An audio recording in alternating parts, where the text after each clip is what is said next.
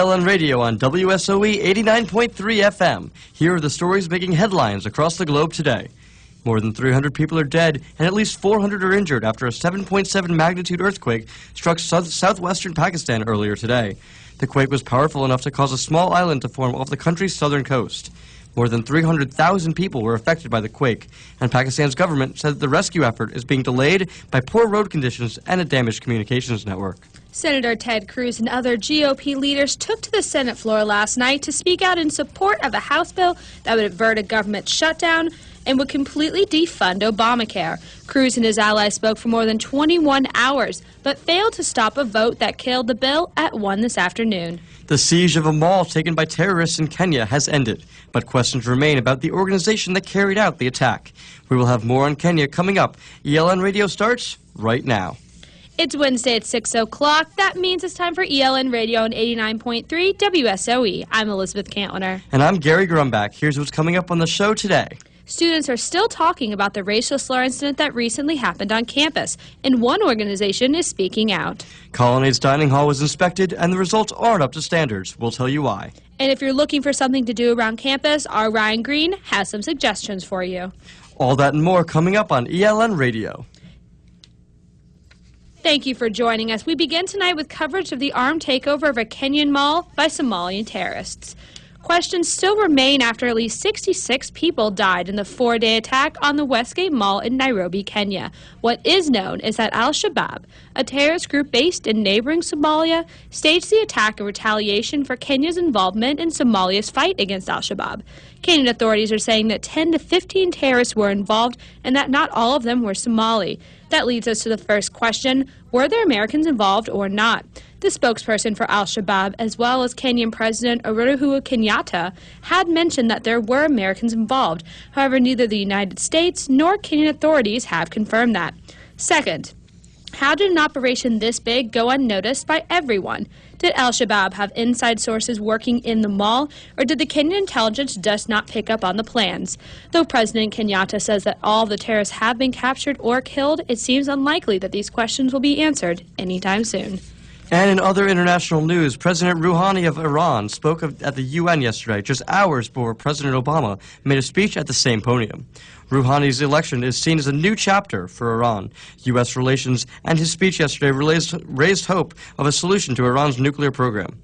Rouhani is viewed as a more moderate leader than his predecessor, Mahmoud Ahmadinejad, and has been more willing to engage in diplomatic talks. During his speech, President Obama reiterated that the U.S. will not let Iran develop nuclear weapons under his presidency, and accused Iran of killing Americans through proxy forces in the Middle East. Obama and Rouhani have not met in person yet, but Obama has expressed his support of Rouhani's moderate style of leadership. In national news, President Obama has more problems than just Iran this week. Senate Republicans. Senator Ted Cruz and other Republicans took to the floor last night for more than 21 hours to try and block a vote that brought the Senate-House budget plan to the Senate floor. The House plan would have averted a government shutdown by defunding Obamacare, and now Senate Democrats are planning on amending the bill by removing that section that defunds the health care law. Cruz's strategy was questioned by Senate Democrats as well as some Republicans like Peter King, who called the speeches a waste of time. Congress must agree on a budget before October 1st. If they don't, the government will lose its authority to pass money until the budget is passed. Coming up on ELN Radio, we'll tell you the latest news about the racial slurs that rocked campus. Stay tuned. ELN on WSOE. Elon's campus is still reacting to racial slurs that were drawn on a whiteboard in colonnades. Yesterday at College Coffee, students wore shirts that represented their identity and gave out special We Are Elon bracelets. The two students who reported the slur identify as African American and Jewish and say that last week someone wrote KKK and drew a swastika on the dorm room whiteboard.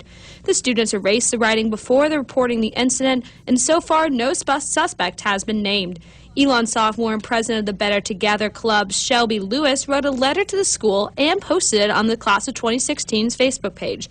Lewis says the letter is intended to ignite a greater student response. Lewis talked to ELN about why she thinks the response hasn't been bigger. I think we've just been desensitized to it. It's just part of our culture. And, I mean, a lot of people make, like, racist jokes or ethnic jokes, and they're like, that's funny. But in actuality, still hurts, and those symbols are still very present today.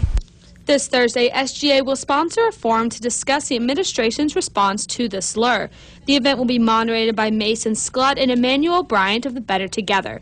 In a letter to Elon students, SGA President Welsford Bishopric said that Elon needs to find a way to build an inclusive community, communicate these acts to the Elon community, and stop these incidents of discrimination from happening on Elon's campus. The forum will address what some students stall as a lack of response from Elon's administration and will be from 6 to 8 p.m. in McKinnon Hall. Colonnade's Dining Hall came under fire last week when it received a score of 82 in a health inspection, while places such as West End Bar and Cookout both scored in the upper 90s.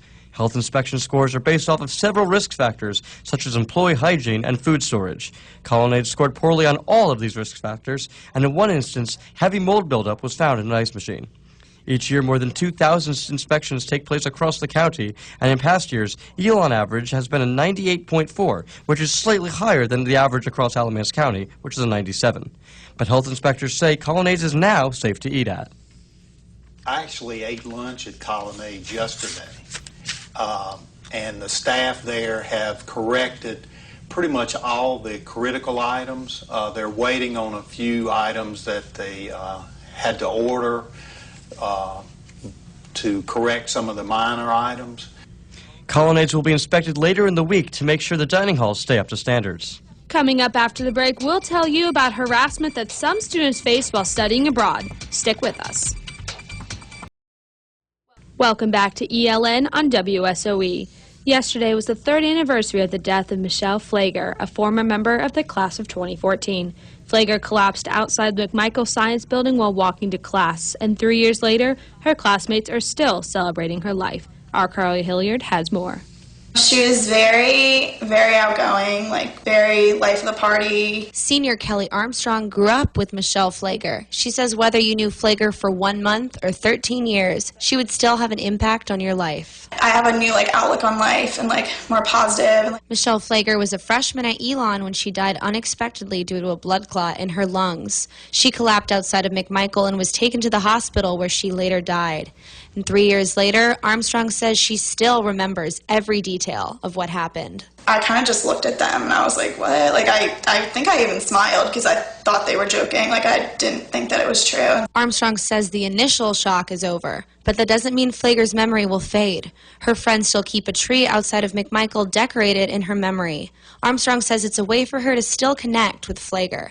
She's the kind of girl that if she was here, or even looking down, she wouldn't want us to be sad. She wouldn't want us to sit there on her birthday or on my birthday and be upset. But Armstrong says Flager's death gives her a greater appreciation for her family and friends. You hear people say, oh, this is the worst day of my life, but I always think, is it? Because there's a lot worse that could be going on, and it just makes you, really appreciate things more and appreciate what you have and your friends and everyone around you. Carly Hilliard, Elon Local News. Yesterday, Flager's friends gathered at the tree dedicated to her memory and placed flowers at its base. Many students study abroad, but not all students are aware of the dangers involved in going overseas. Our Brenna McDavid spoke with one Elon student who dealt with some unforeseen circumstances during her winter term trip. A lot of the girls immediately were really scared. Senior Rachel Taft says her winter term trip in India came with some unexpected experiences. But there was one man who ran up to one girl, and she was tanning on the beach, so she had her eyes closed, and she woke up because he ran by and he fondled her breast. According to recent news reports from CNN.com, sexual harassment is a major issue in India. Junior Ann Hunter Benson also studied abroad there. She remembers a girl on the trip being followed into her hotel room by a strange man. It's just not something that you're prepared for, and then when it happens, it's just very just violating and inappropriate. Faculty and staff here at the Isabella Cannon Center for Global Education do everything that they can to make sure that students are aware of the dangers before going abroad. There are ways that we can advise our students who are visiting a certain place to be conscious of what they might be doing that is sending out mixed signals. But in Taft's situation, being American was enough to send out mixed signals. from their perspective, they hear that American girls are loose women and loose morals, and which is completely different from their, views of women. Associate Director for Study Abroad Paul Geis says that it's important for students to be prepared for dangerous situations. Know your immediate resources and know how you're going to communicate and how you can go about getting help if you need it.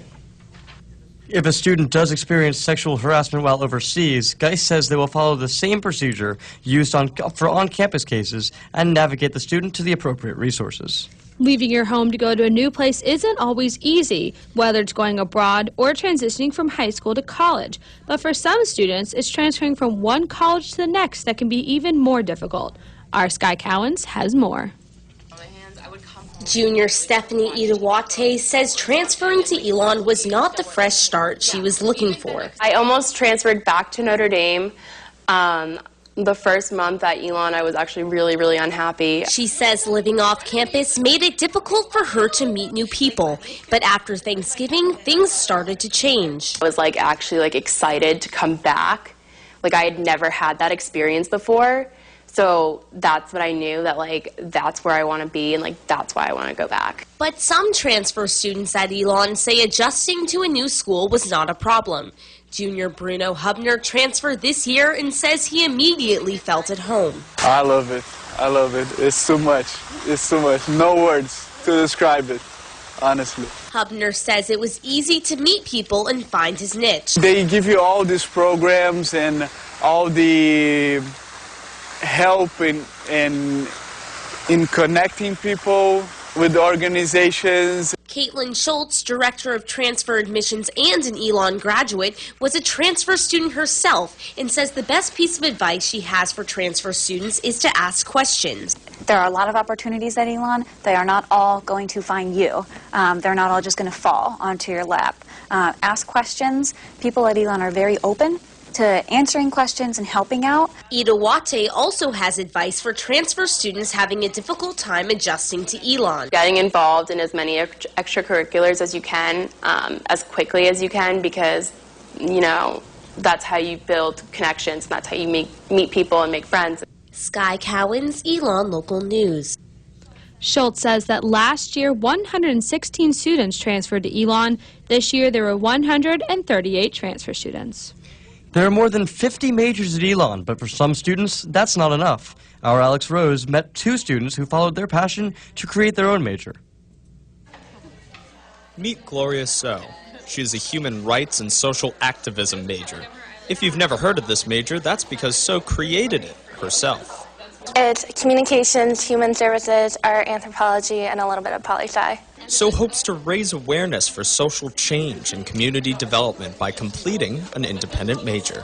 You would choose it if you didn't have a specific combination of double majors or minors, and if you kind of knew exactly what you wanted to do and what you wanted to pursue, you could form your own path that would fit exactly what your career goals are. Students who want to complete an independent major must complete an additional application process. They must also choose classes from at least 3 different departments and have an advisor from each department. But for students like So, having the freedom to construct her own program is worth the extra work.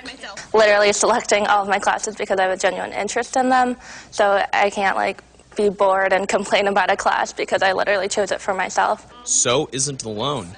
There's around 20 students at Elon with independent majors. Sarah Hars is one of them. Having something different, like international development being so specific, makes me stand out from other candidates. And So has already received a job offer. So once I started talking to them, they were like, it's really cool that you took the initiative to do that and kind of take control of your own education. So I think that was something that made my application stand out. Dr. Jeffrey Coker, who runs the program, told us that many students take interest in creating their own major, but after they find out the work it takes to apply, roughly 90% of them drop out. Coming up after the break, we'll tell you about what's happening in the tech world. Stay with us.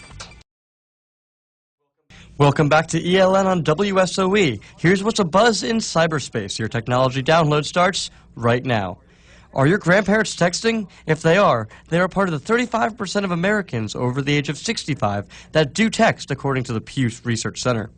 When it comes to video chatting, however, only 3% of the papas and grandmas out there regularly use it. You've probably heard the term. There's an app for that. But really, there is. By the end of 2013, the total number of mobile app downloads will reach 102 billion, according to projections. In 4 years, experts predict more than 268 billion applications to have been downloaded throughout the world. Ever post something on social media and wish you hadn't? Minors in California can now erase their online mistakes. California Governor Jerry Brown signed a bill into law on Monday that requires all websites, including social media sites, to both remove content and provide notice of the removal when requested by a minor. Studies have indicated that social media posts can affect one's chances of getting into college or landing a job, among other things. And finally, Twitter has announced a new system that enables public institutions and NGOs to send out emergency alerts. It's called Twitter Alerts. They send out text message and push notifications in times of crisis. Users can also sign up for specific alerts. And if you're looking for things to do without burning a hole in your wallet, we've got you covered. Our Sean Berry traveled around the Triad to find affordable activities for students.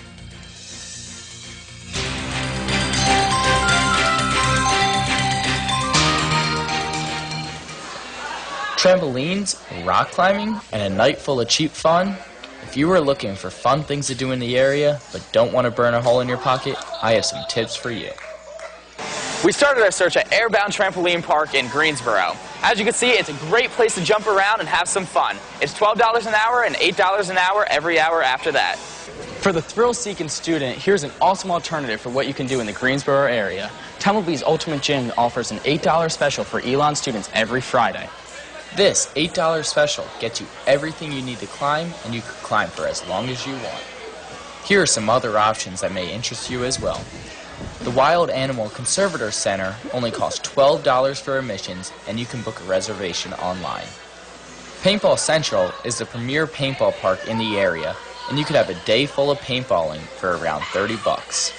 Lastly, for under $10, you can get rentals and admissions to the Rollabout Skating Center in Burlington. Looking out for the college consumer. I'm Sean Berry. For more ways to save money, check out our website at elonlocalnews.com.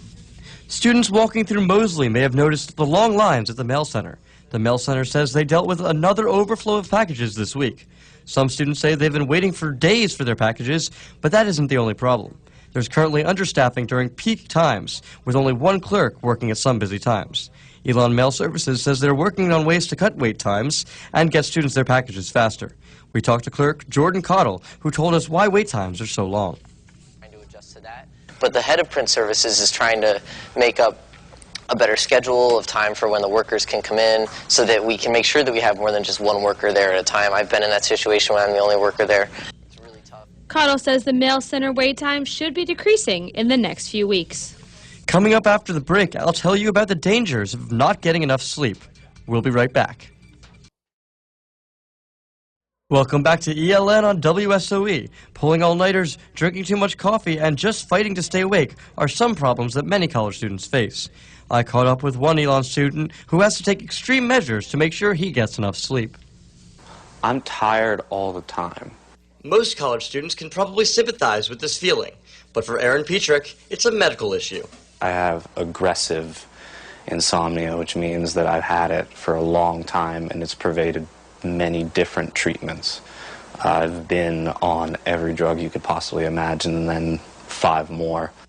According to the Center for Disease Control, college students should get 7 to 8 hours of sleep a night, but sometimes Petrick doesn't even get one. I used to stay up for days at a time to the point where I believed that I was hallucinating.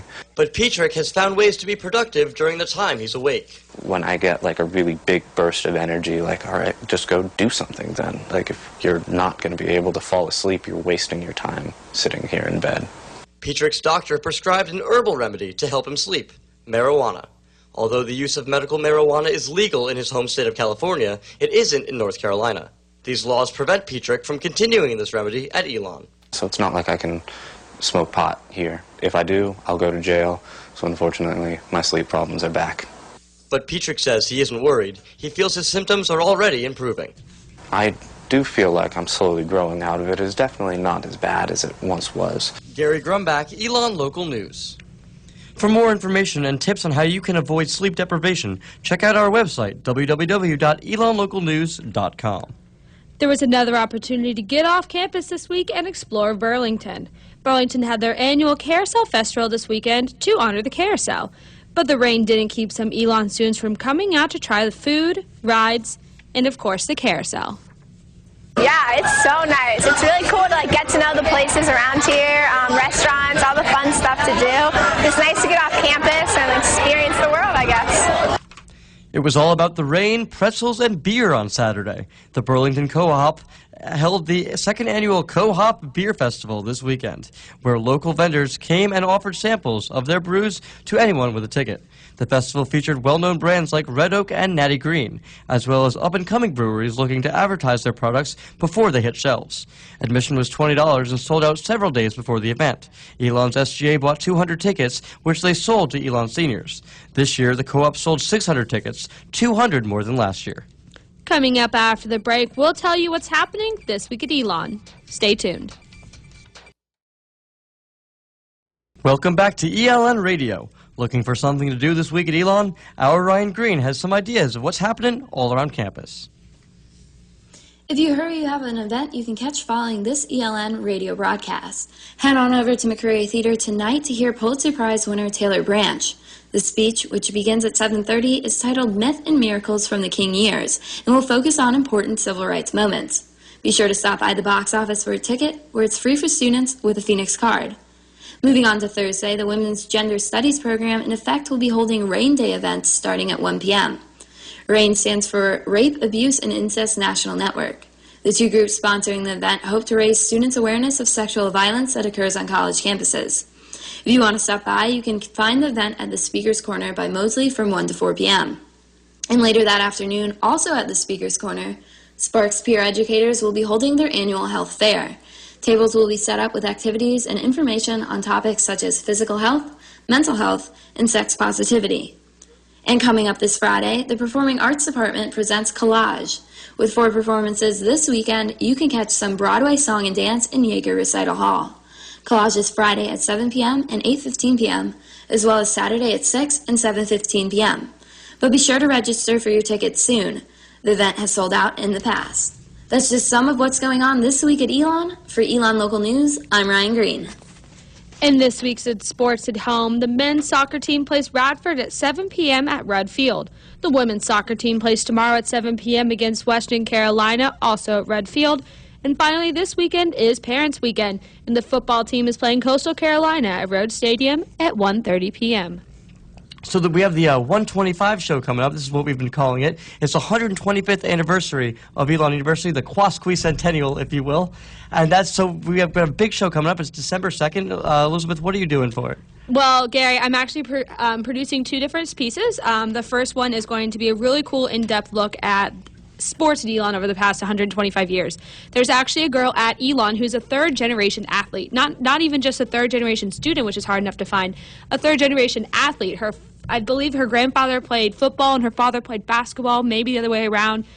She's a soccer player, so we're interviewing her father, and her grandfather, all to hear about how Elon sports have changed when all of them have been here because they've seen so much. The other one's going to be a piece about the social culture at Elon. I mean, did you know that back in the 60s, if you and I were in the same car together, that would be 15 demerits for you? Wow, I did not know that. And there's all sorts of these really interesting rules that over Elon's time frame have just changed with the social culture. And I think it's going to be 2 really good pieces. And I know you're reporting, correct? I am reporting. I'm reporting on religion. As you know, we used to be the Fighting Christians. Yes. And so I'm going to be talking quite a bit about that. We're going to be talking to the chaplain, Father Jerry, and Jan Fuller, and we're going to get some really interesting history about really what happened, the changeover, why the changeover happened, and when we started in 1889, how we were affiliated with religion and why we're not right now. So we have a lot to look forward to. That's December 2nd. It's the 125th anniversary show for Elon University. Yeah, so it's going to be really great. It's Elon Local News is presenting it. However, we're involving people all throughout the communication school for different production items, and be sure definitely to stay tuned. We're going to keep talking about it on this show, and That is all that we have this week for Elon Local News Radio. But you don't have to wait until next week to hear all the news from Elon. Check us out on Facebook, Twitter, and at elonlocalnews.com for news throughout the entire week. For all of us at ELN and WSOE, have a great week, Elon.